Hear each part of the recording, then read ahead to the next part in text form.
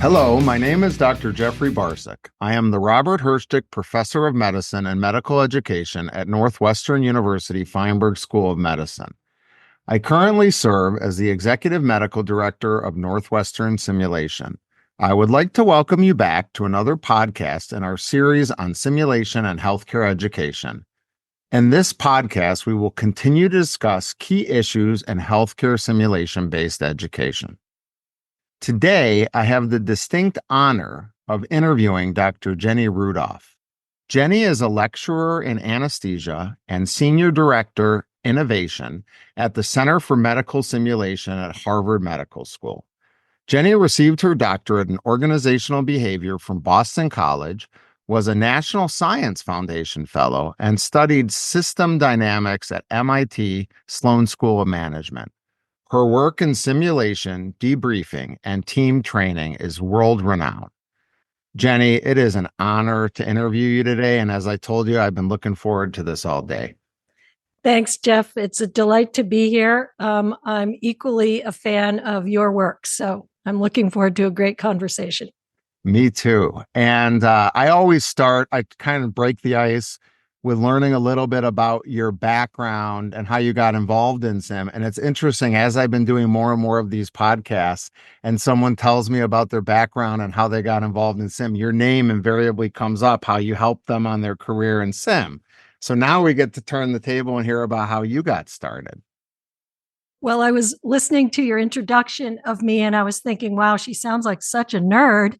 And the fact is, I'm basically a jock at heart, and that is how I got into simulation.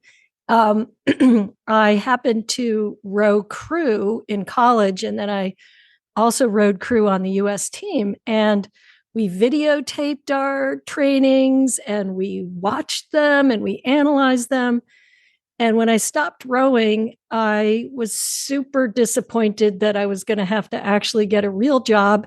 And I thought, could there possibly be a way that I get to practice and learn for my real job? And it took a long time for me to find that path. But finally, as a doctoral student, one day I was sitting with my doctoral advisor, a guy named John Carroll, and he tossed across the table to me a proposal for a research project from some guy named David Gaba. And he said, hey, this guy Gaba in Stanford wants to use medical simulation to study medical error. And I know you're really interested in medical error. Why don't you go see what he's doing? So David graciously hosted me in Stanford. By chance, I was out there a couple weeks later and really got me hooked. He grudgingly and reluctantly admitted that there was another simulation program in Boston headed by Jeff Cooper at the time. And so I called up Jeff and I said, hey, I'm doing this doctoral research. I'd like to study medical error. And my dissertation advisor, David Gaba, pointed me your way. Do you think I could possibly do something at your center? So that's kind of how I got into it. Everybody always has a story that either is related to athletics or, something that they were doing professionally that required simulation like events and deliberate practice to get them to where they were. And then they actually discovered it. And, it's amazing to me how much so many people don't realize that everything you do professionally requires that deliberate practice component, almost like we preach in simulation, but we just don't realize it. We think that our talents just became natural, and those in sim realize that no, it actually took some of what we're teaching in sim. I wanted to talk about your role at CMS because you're the Senior Director, Innovation, and you have a unique take, I think, on the innovation process. So if you could talk to me a little bit about that and your role at CMS, that would be great. Yeah. So, Jeff, let's bat the ball back and forth here a couple times. I want to just sort of start by saying, I think innovation is both incremental and radical. And I think most of us, when we hear the word innovation, we think of radical innovation. We are all undergoing a society-wide moment with AI driven everything. And that is a radical innovation that is changing the world. The world is, as we know it, I believe, is over. I'm glad that I'm not a middle school teacher or a high school teacher who has to care about whether things are plagiarized or not. But I think there's amazing potential there. So that's a great example of a radical innovation. But part of what I am thinking about in my role is, what are the jobs, what are the pains, and what are the gains that people that we work with care about the most? So my take on innovation is very influenced by design thinking and trying to empathize with what is it that, for example, healthcare leaders are most struggling with right now. And how can we create solutions that meet their needs? For example, recruiting and retaining nurses. And what's the answer? Well, using processes that we've developed at CMS and that you also have had a big role in, we're thinking a lot about the role of mastery learning in how do we get new nurses ready. And so if I were to put the radical innovation of AI together with the incremental innovation of how do we position simulation outside the lab to be just in time, on demand, micro skills that somebody orienting new nurses could grab quickly. So how do we pair that, which I see moving simulation from a mannequin-based lab into just-in-time and smaller bites? That's an incremental innovation that's been around for a while, as many people do in situ simulation. So, but let's just label that as an incremental innovation that's been around. We also have the possibility now of AI-driven conversation coaching. And this is something I'm very passionate about because helping people have difficult conversations is part of what I do and what we do. So imagine that you, as a new nurse, could access some sort of an app that puts you into a sub situation, like you've got a patient who's got some hypotension, is not feeling well, is getting lightheaded, and you just need to be able to offer some reassurance and do a short, focused primary assessment. But because you grew up texting and not talking to the other humans, just that small conversation bite is difficult. And I believe using generative AI pre-trained, we'll be able to, and some people are already working on this, train nurses in that way. And I think that's a fairly radical innovation to allow the type of thing that you've done such beautiful work on, and Bill McGahey and others in mastery learning, to make that scalable for conversations, for example. Well, sky's the limit with AI, right? I mean, we can all predict the next Laerdal model that will actually have AI built into it and will simulate any patient condition automatically using AI and tons of data from real patients to maybe at some point it will get up and walk and move as well. But, you know, I constantly bring up this concept of the holodeck I'm a Star Trek geek, and I've brought this up before, but if you're familiar with the holodeck, it was a simulated environment that they could create on their ship where people could go in and practice whatever situation they wanted to practice and or have a holiday there as well. And it was real. And everything you experienced in there was real, all the way to the point of the haptics and the people, and they could fall in love and have emotions in there, and you had to be careful.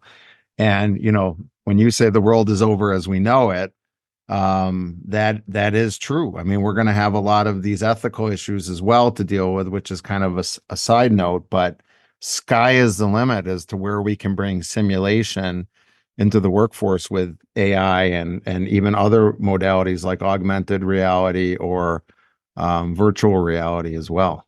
Yes. And I think one of the really interesting issues there is, where will these generative AI driven models free us up and allow us to do things we might not? And where will we be as users, reluctant. And let me just give two examples. So, as someone who spends a lot of time creating contexts for myself to have feedback conversations or helping others learn how to do it, the social awkwardness that people struggle with when they have to share critical insight and or bear hearing a critical insight puts a lot of weight onto people cognitively and emotionally as they have these difficult conversations.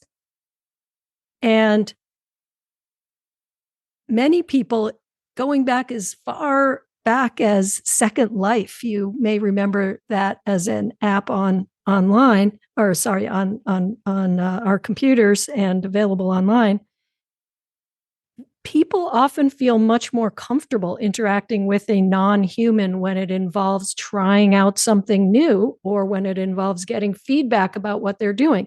So, like, I don't have to feel ashamed that Jeffrey Barsuk saw me screw up XYZ. It was just the avatar over there, or it was just the audio program listening to me. So on that pathway, I'm very optimistic about our being able to support mastery learning with less social cost in terms of, do I feel ashamed or do I feel humiliated that I messed up? So, well, I'll pause there and just see if you want to get a word in edgewise.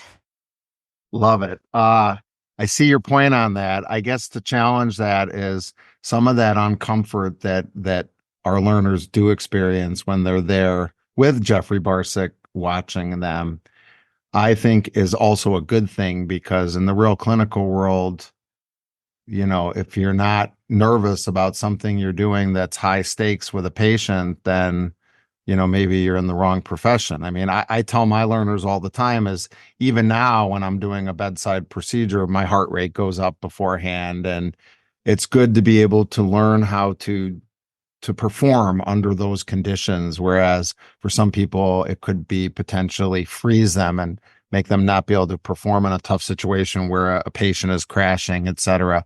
So taking that away, I can see it being useful for the first maybe time, like you mentioned, but I see the benefit in not taking it away as well. So that would be the only counterpoint I would make. So there's a fine balance between that. And I haven't worked with avatars really myself much to know what emotions, because I've seen some literature that suggests people feel the realism of it. And the opposite of what you would think is that some of them are pretty good programs, but at the same time, I think still that, more evidence needs to come out about how these avatars and AI can be used effectively to teach communication skills. Yeah. So to your point about we want people to feel nervous when they are doing something that's high stakes, I agree 100%. And so when I said there's sort of two pathways, one being this facilitative, disinhibiting, let you work the mechanics of the conversation and get better at it, is the one pathway. The other is, we really do still need that real social cost for messing up, or the sense of my identity as a good clinician. Can I take great care of this patient? We want that. What I might say is, we can take those two pathways and we put them into a staged learning model. So, for example, my colleague Chris Rusin developed the Sim Zones model, which we've now started working on in a method we call readiness plans. And if you take what you were talking about, Jeff, as in zone one, we want people to master the skills. Let's say, I'm a big fan of your study of central venous catheters. So we want them to be able to put the line in. We want them to be able to maintain sterility. We have a skills station where they work till mastery on that. And then we have a station where they're doing it in a more complex way. And it's possible that that middle station could be done while having to talk to an avatar patient and have a line that you're actually putting into some sort of a physical model. But ultimately, in zone 3 and zone 4, we want them to be practicing with other humans present in some way. So that's where those hybrid models that are, involve actually a patient that's talking to them, so that the cognitive load and emotional demand of interacting with the other person is there. And even taking it to the next level, having eyes on what they're doing that's not Jeff Barsuk, so that my time can be freed up to do other things and have video cameras watching their procedure and then having the AI interpret their technique. It is amazing. And of course, as a former reader of 1984 by George Orwell, I worry, but I also see the promise. So moving away a little bit from technology for a moment, I'd like to talk about another aspect of innovation in the simulation space, which is how we position simulation in our healthcare systems. So I think you and I, to some degree, both grew up in a world where simulation centers initially were in a separate space and were called simulation centers or simulation labs. And people came to us, and there were mannequins and there were actor patients, et cetera, et cetera. And that gradually evolved to, the in situ type simulations to include those that we know about well. But what we've been thinking about at the Center for Medical Simulation, and Chris Rusin has been leading a lot of our thinking on this, which is in the post-pandemic moment when the puff is out of so many people's pillows. Everybody is so tired. Staffing is low relative to patient census. People feel really overworked. Burnout is ever more on the horizon than it ever was. Thinking about simulation not just as a skill building tool, but as a way to deepen connection between people and get us familiar with each other's tasks and each other's goals, I think is an incremental innovation that is crucial for the survival of SIM as we know it. Well, perhaps not as we know it, for repositioning SIM as applied learning that solves those key customer jobs, pains, and gains. I'd be curious to know what you're seeing around that sort of thing in the Northwestern system, or what's on your mind around all that. Well, I mean, the biggest problem we've always had with SIM is that it takes 15, 20 years for anyone to adopt widely any new innovation. And I wouldn't even say SIM is new. I mean, I've been disappointed just from a worldwide standpoint about how much evidence it's going to take for the simulation world to show the regular world what simulation can do. I mean, we've shown that it can improve patient outcomes. We've shown that it can create return on investment, yet it's still not widely adopted. Now, specifically, what I have seen when we talk about the in situ simulation work that we've done is that there's no doubt in my mind that when you train together, it's like being social together almost. You understand people better emotionally, you understand roles. There's no doubt that the safety culture improves when people train together. And I think some of your work is kind of pointing towards that with the work you do with the teams and the training and the insight to and all that. I also want to talk about some of my favorite work, and what I've always known you for is the work on debriefing with good judgment. I use these techniques. I teach these techniques.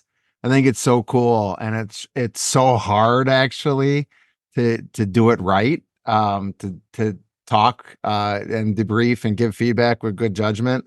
I can't. I mean, it takes deliberate practice just to be. You got to practice the technique. But needless to say, it's evolved over the years. So maybe you can take our listeners through what you originally did, and I want to say, was it 2006-ish that Yeah. did that work, and then how it's evolved to what you're doing with it today. Sure.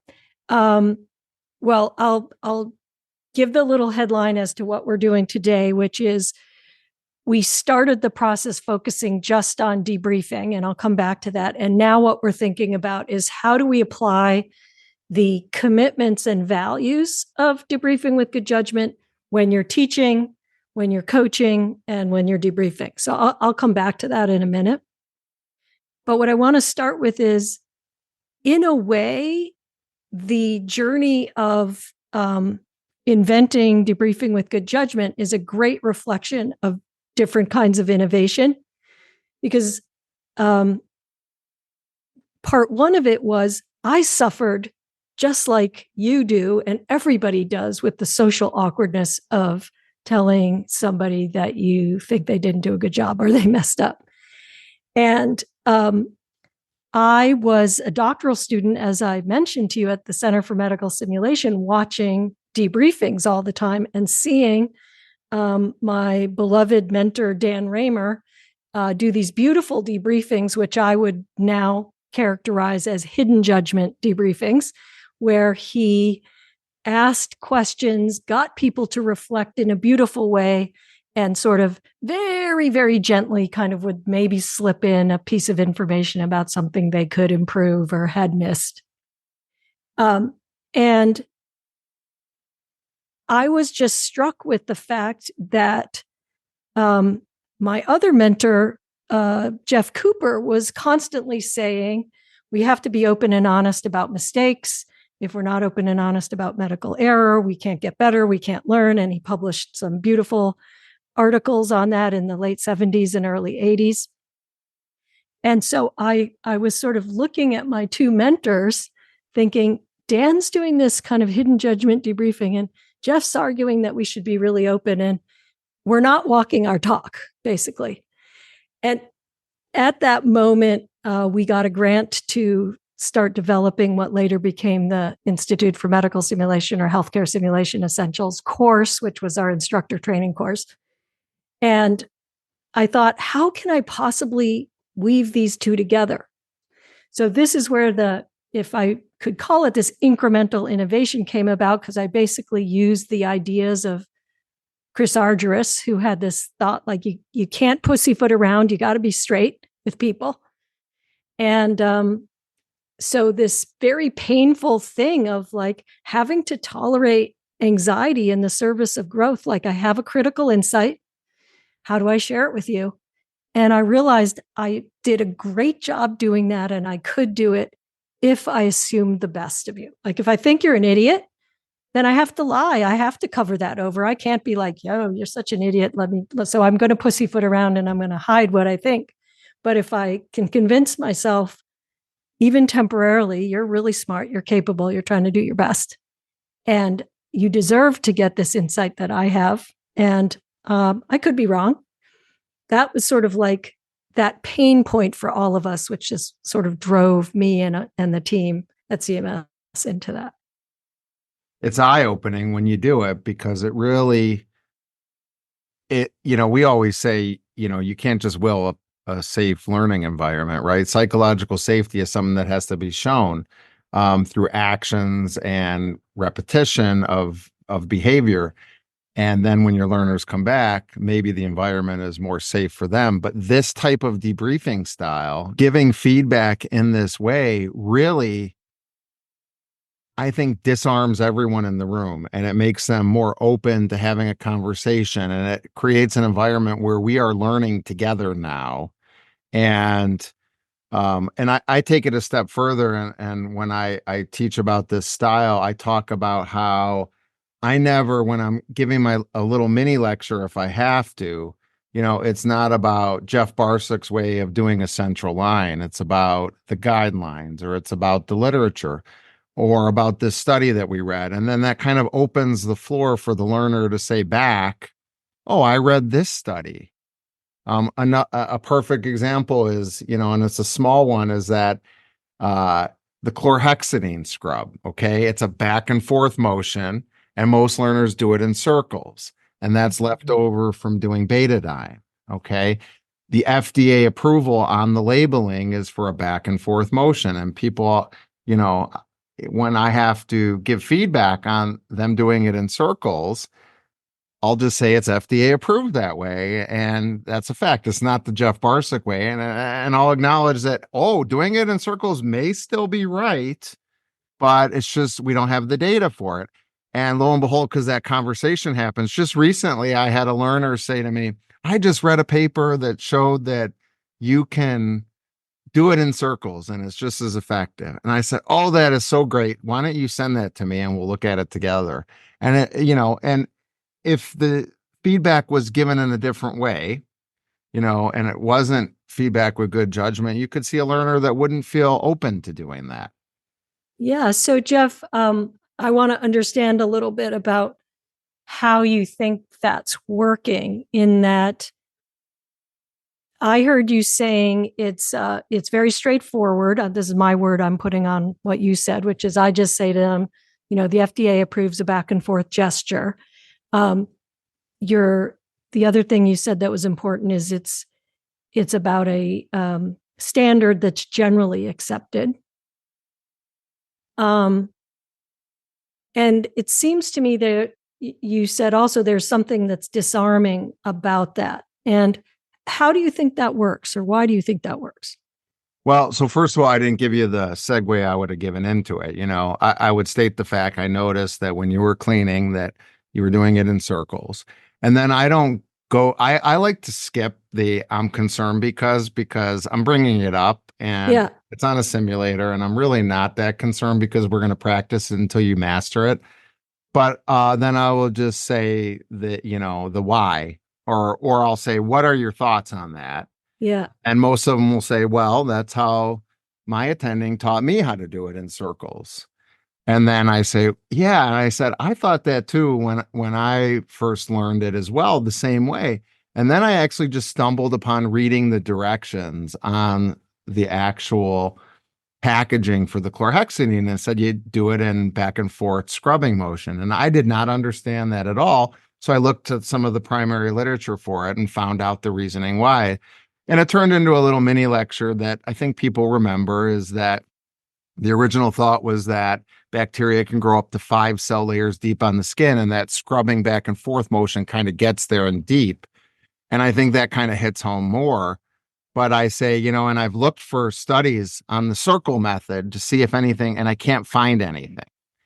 So, and then at that point, the learner came back and said, yeah, I just saw one. Yeah. And, I'm like, oh, please send it to me. I want to see that. That's great. And when I say disarming, I almost mean that I think when someone sees an attending in there that's been doing this for years and has full professor status and all that, it has a tendency to be intimidating when it's not meant to be. And I think by having a conversation with learners, it kind of opens up the floor so that, hey, I can learn from you too. Please teach me. And that's how it's disarming. They don't feel like they have to be on edge, or that if they say something, it's going to be deemed incorrect automatically. Just, I want to see you and not hear you. Yeah. So I think just circling back to the commitments and values underlying with good judgment, what I heard from you there is you have this commitment to it's not about who's right, it's about what's right, which is a really important part, I think, about being skeptical about our own thinking. The value, though, also was valuing dialogue and doing your best, despite your formal position, to level the playing field for discussion. And so making it a little bit more democratic, small d, for us the people to be able to talk about together. However, so even if you don't want to say I'm concerned because, and by the way, I think, I wonder, I think goal there is to be transparent about what you, the professor, teacher, facilitator, does think. You did that later.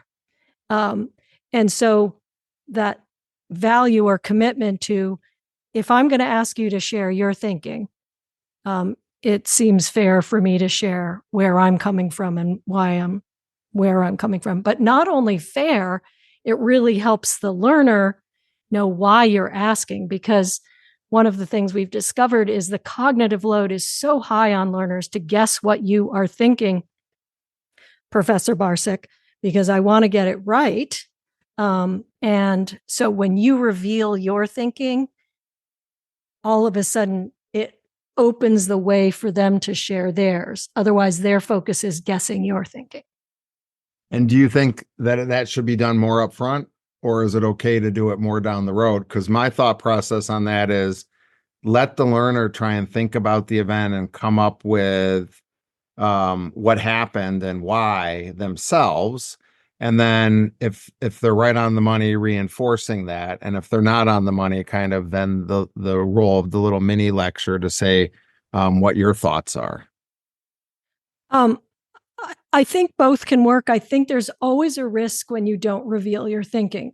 So let me give an example. So let's say you said, hey, I want to talk about different approaches, or I want to talk about different approaches to disinfecting the skin.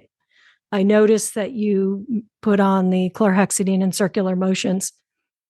I was worried, or it's my impression, that that is not as effective as going back and forth, back and forth, back and forth. So I'm curious, what are your thoughts on that? Or, where are you on that? So they'd know where you were coming from, and it still leaves plenty of room for them to share. Well, I don't know what the bleep difference does it. I mean, if they were really honest, like, what the bleep difference does it make, Dr. Barsuk? Who cares if it's a circle? Who cares it's back and forth? And then, and they might not say it like that, but they might be like, why? And then you can still share. So the worry I have is when we say, hey, I noticed that you went in circles. Tell me about that. The reactive learner or the insecure learner or the whatever learner, where they go now is, I think Dr. Barsuk is concerned about it. I don't know why. I better start guessing. I better start figuring out why he cares, instead of you just telling him why you care, which is, I'm worried it doesn't disinfect as well. But, let me put the question back to you. What do you think about that? I think I'm going to have to think about it more, actually, because I see advantages and disadvantages. I totally get what you're saying. And I'm going to try it both ways and see how it goes and how it feels with the learner, I think. Yeah. What I loved about the beginning of this story, though, was I think what you're modeling is the most important part for the learners, which is being curious and trying to figure out, how does it work? So this, if I could, I'm going to use this to just pivot and talk to you a little bit about teaching, coaching, and debriefing with good judgment. So again, this innovation, I would call it an incremental innovation, again, came out of pain points. So I'd like to tell a little story. I was fortunate enough to take a class on rapid cycle deliberate practice with Betsy Hunt and her team one year at the Society for Simulation and Healthcare. And it was a beautiful workshop, except for me, a couple times when they paused me in what I was doing to do some rapid cycle coaching with me, they asked me, guess what I'm thinking questions. That is, do you think blah, blah, blah? Would it have been better if you blah, blah, blah? And I thought to myself, isn't there something I'm supposed to do here? Isn't there just there's an answer, like there's a next step I'm supposed to take. And if this is rapid cycle deliberate practice, where it's like, don't zigzag here or move a little to the left, just bleep and tell me. So being me, of course, I asked them about that at the end. And I was like, hey, I noticed that you, blah, blah, blah, and I thought that added a lot of time. Why did you do that? And of course, it was very funny. They were like, well, it's not every day that I have to coach Jenny Rudolph, so I wasn't about to tell you what to do. And I said, okay, understood. And I would have learned it faster if you had told me. So that just imagine that problem writ large all over the place, where there's a ethos that if we're a good teacher, we're learner-centered, we ask questions, we don't tell people what to do. That's so old school. We invite them to come to the answer themselves. And what we've noticed as we help people learn debriefing skills and coaching skills is they do teaching at the wrong time, coaching and asking questions at the wrong time. The learner wants to know, I'm learning an interrupted stitch. Do I pull it tighter here or do I not? And the teacher is asking them a question. And so what we realized is we want you to divide your thinking up into when you're teaching or coaching, you know the answer. To some large degree, you're the expert and you're instructing people at that moment. And when you're debriefing, often, not always, realize that you're facilitating. People already know how to do what it is, like if we're working with fully qualified teams. So we're trying to discover with them what got in their way and with them co-develop what are future solutions. And so sorting out that confusion for people, we found allows them to be just so much more take ownership of what they're doing in the moment. Yeah, and this is an important differentiating fact, I think, is how I deal with giving feedback during deliberate practice versus how I do essentially giving feedback or debrief after an assessment. So I guess I was giving you more of an example of how I do it after an assessment. During deliberate practice, it's more prescriptive. Yes, try it this way or do it this way, see how that feels, etc.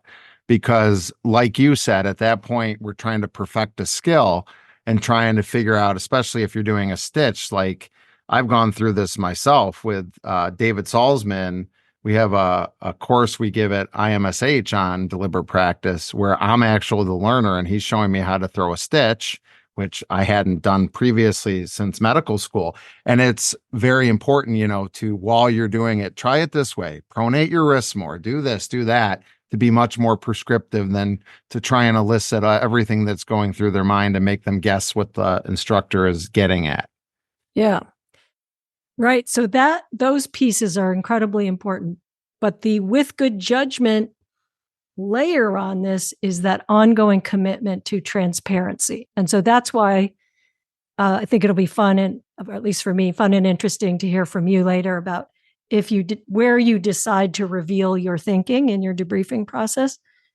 But in the teaching, for example, we think it's always great to preview. So I want to talk about the importance of tension on the suture when you're doing an interrupted stitch. The learner now knows what is the topic I'm going to talk about. I don't just jump into like, pull here more. Like, why should I pull here more? And similarly, when I'm coaching, I could do the same thing. Hey, I want to talk about the importance of managing parent presence during a procedure with a kid. And so now the person might expect me to coach them a little bit on how to manage or talk to the parent.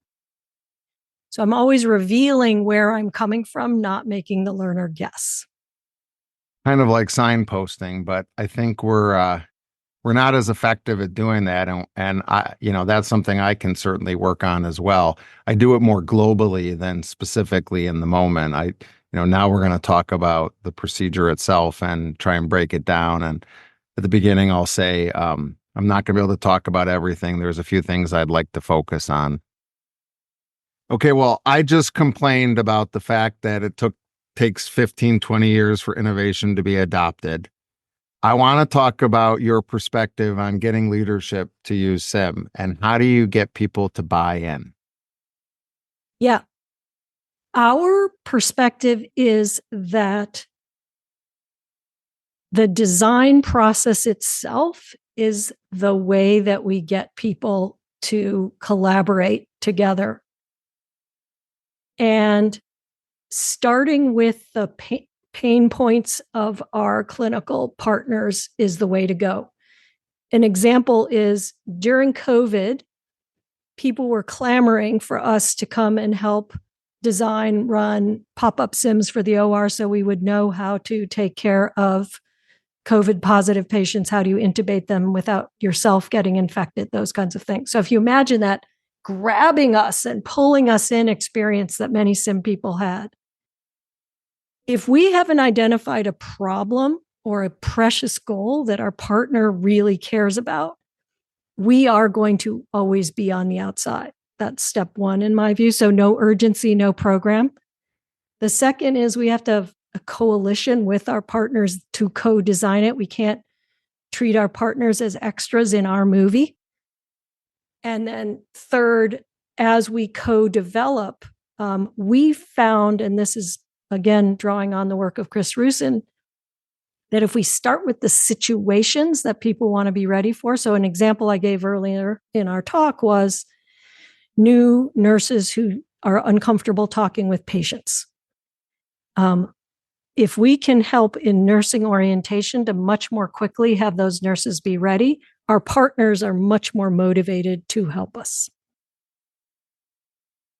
So Jenny, thank you so much for the conversation today. Of course, I learned so much. I'm going to have a new way to try some different tactics and debriefing as we go on, and I'll let you know, I promise, as to how I settle.